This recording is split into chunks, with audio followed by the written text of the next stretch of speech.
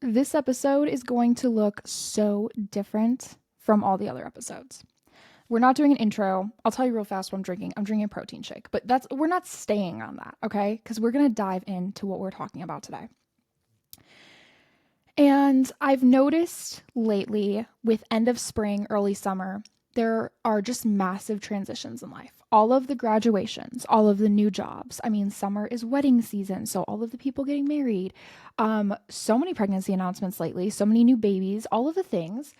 And this is so, so exciting, all beautiful things, but it also can sometimes feel like we're not where we're supposed to be in life. Like we are either behind or we missed out on something, we didn't take an opportunity we should have. All of these feelings of inadequacy because we think we should be further along in life than we really are. This is so, so hard because I struggle with this all the time. And I know so many people do. They look at other people or they look at what they deem as society telling them that they should be married by now, or they should have children by now, or they should have a successful business, or be so far in their career, or have a certain degree, or have certain grades, all of these things. And it's overwhelming. It's overwhelming because it's a timeline that if you don't stick to, somehow people decide that that's not good, that you have to stick to their timeline, what they think you should do. And that goes across the board for every aspect of life. And that's exhausting. That's exhausting. And it breaks my heart to see people of all ages think that they missed an opportunity and there's no way to go back to it now. And living with regret, all of that, so sad.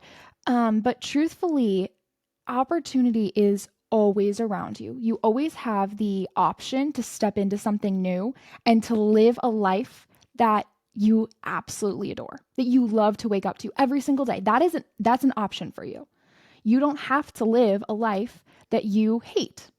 And I know that sounds shocking because for a lot of people it is, but you don't, okay? And no matter what the age is, you can lean into your passions, no matter the age. So this goes for people who are listening who feel behind right now, whether you're in your teens, your 20s, whatever, you feel behind and you're watching other people graduate college, get married, have babies, buy houses, start businesses, all this stuff. And you're like, what am I doing wrong? Because I feel behind. This is for the people in the 30s and 40s who feel like they missed the opportunities that they needed to take in their 20s. And now they're behind all of their peers.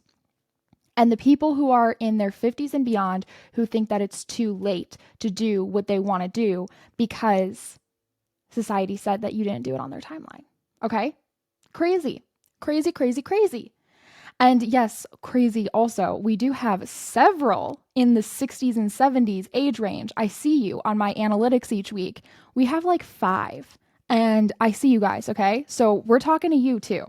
All right? Everyone can deal with this. So we're going to talk about a couple of people that found success later in life after going through highs and lows and what that looked like. Because success doesn't have to happen in your 20s. It doesn't have to happen in your 30s. And it sure as heck doesn't happen when you're 18 years old. Absolutely not. Okay. So this is just going to be a barrage of inspiration and encouragement. Okay. We're going to talk about this. All right. So first of all, let's talk about these people who found success later in life. We are going to start with the one, the only, Colonel Harlan Sanders. If that sounds familiar to you, it's because he founded KFC, okay? This man worked every odd job that you could think of, every odd job. And he did not end up starting KFC until he was 62 years old. Crazy, crazy. Now, I'm not personally like a massive KFC fan, but my gosh, I know what it is. And so does pretty much everyone all around the world. Everyone knows what KFC is. Kentucky Fried Chicken. My gosh, okay? 62. He was 62. Vera Wang, okay? One of the most influential people in all of fashion, okay? She was a figure skater and a journalist her entire life and did not get into fashion until after she was 40 years old. She did not even start the career that put her on the map as a really well-known person until after she was 40 years old. Samuel L. Jackson, okay? If you guys know, this is the guy who wears the eye patch in like all the Marvel movies. He's also the guy who has like a really famous voice in like the Capital One commercials, all of that, okay? He's really well known for his movie Pulp Fiction. But Samuel L. Jackson, got his breakout role at the age of 46. He was 46 when he finally booked Pulp Fiction, his most famous movie. I actually don't know if I want to say it's his most famous movie. One of his most famous movies. And before that, he was in and out of minor roles and heavily addicted to multiple substances. Heavily. He was a user, a substance abuser, and he did not get his break until he was 46 years old. Okay, Julia Child. I love Julia Child. She's so precious. And she published her first cookbook at the age of 49 years old. 49. And that is what launched her career as the famous chef that she is. 49 before she even decided to start her cookbook, launch it, put it in the world, and then create the career she has today as a famous chef. Insane. Stan Lee. This one's so interesting. Stan Lee, the guy who created Marvel, the universe, all those superhero comic books, everything, was 39. 39 when he created his first hit comic. Crazy. And I mean, he recently passed away, but he created this entire universe that was influencing, gosh, most people went to go see the Avenger movies in theaters. Insane. Laura Ingalls Wilder, she's the one who wrote Little House, and Little Women, all of those books that are just so freaking precious. And most of us have read, whether it was in English class or just as a child enjoying a good book or an adult enjoying a good book, because those books are so precious. She published her first book at 65 years old. 65. And now I would argue a lot of people, even if they don't know the name Laura Ingalls Wilder, they know the books that she wrote. 65 when she published her first one. Rodney Dangerfield, he is a very famous comedian, and he struggled his entire life, odd jobs, not knowing what was next, all of that, until he was in his 40s and he found fame as a comedian. 40s, and was able to make it his living. Toni Morrison published her first novel at 39 and won her Nobel Prize in Literature. Nobel Prize, 39 years old. Published it at 39 years old. Catherine Houston won her first Emmy at 66 years old for her role in Desperate Housewives. She was 66 when she was finally publicly recognized for her work in TV. 66. Here's a wild one. Martha Stewart achieved fame with her first book on entertaining, hosting, all of that, at 41. It was not until she was 41 years old that she was able to build the empire that Martha Stewart has today. Insane. J.K. Rowling published her first Harry Potter book at 32 years old. She was on welfare before that, struggling as a single mother. A single mom who was on welfare and literally just not sure what the next day would consist of and how she would handle certain situations because it was so challenging for her. And she published her first book at 32 years old. Morgan Freeman, the man with the voice that we all know and love. He did not gain fame until he was 50 years old with Street Smart. And then now literally one of the most well-known people in the entire world, Morgan Freeman. Henry Ford, he founded Ford Motor Company at 40 years old, revolutionizing the entire automobile industry. 40 years old before he literally started Ford, like the car brand Ford.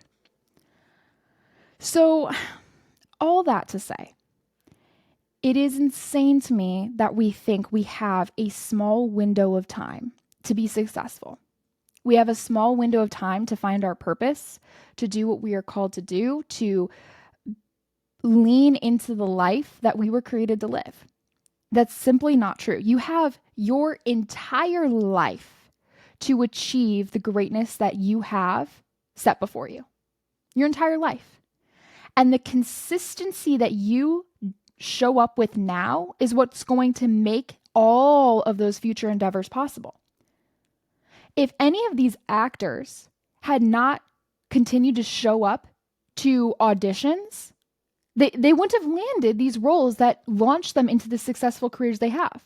If any of these authors chose to stop writing because they were older, or because they hadn't yet been published, or because they hadn't yet had the courage to take this step to send their work out, we would be missing the masterpieces that we now get to have because they were consistent and did not give up. They did not give up just because of their age or because it was later in life or because society said that if you were going to be great, you already should have done it. That is simply a lie that we do not have to subscribe to. We are able to live a beautiful and just abundant life all the way through. And no matter if success looks like becoming a Nobel Prize winner or launching a new cookbook or, starring in the next great movie, whatever success looks like in that way, or maybe it's becoming a mother, or maybe it's getting to travel the world and show the love of Jesus to other people, or maybe it's being able to show up consistently to your circle, your community, and your friends and be someone that they can rely on because you know that that's what you're called to do. Whatever success looks like for you, it's not too late. It's not too late to step into that. It's not too late to lean in to the greatness that you have. Because you have it. You were created by a God who is great. You were created with the unique thumbprint by the creator of this world to be great.